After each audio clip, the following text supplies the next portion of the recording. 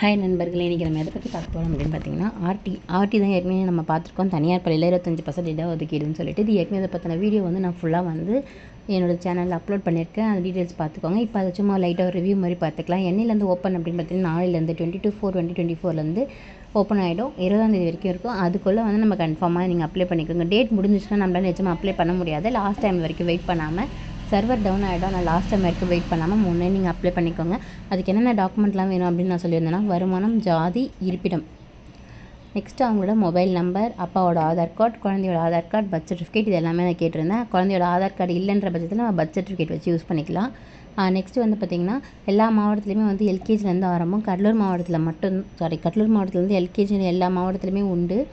காஞ்சிபுரத்தில் மட்டும்தான் ஃபஸ்ட் ஸ்டாண்டர்ட்லேருந்து இருக்குது. இது நிபந்தனைகள் என்னென்னு பார்த்தீங்கன்னா, நம்ம ஸ்கூல் நம்ம வீட்டிலேருந்து 1 கிலோமீட்டர் சுற்றுவரத்தில் இருக்கணும். அப்படி இருந்தால் மட்டும் தான் நம்மளால் ஆர்டி அப்ளிகபிள் பண்ண முடியும்.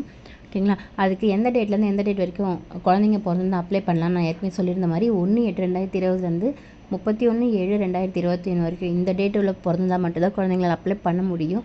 அப்படி இல்லாத பட்சத்தில் இப்போ குழந்தை 8ஆவது மாதம் பிறந்துச்சு என்ன பண்ணுறதுன்னா, நீங்கள் எனக்கு தனியாக டிஎம் பண்ணுங்கள். நான் கண்டிப்பாக உங்கள் கமெண்ட்ஸில் நான் உங்களுக்கு ரிப்ளை பண்ணுறேன். ஓகேங்களா? தேங்க்யூ ஃபார் வாட்சிங்.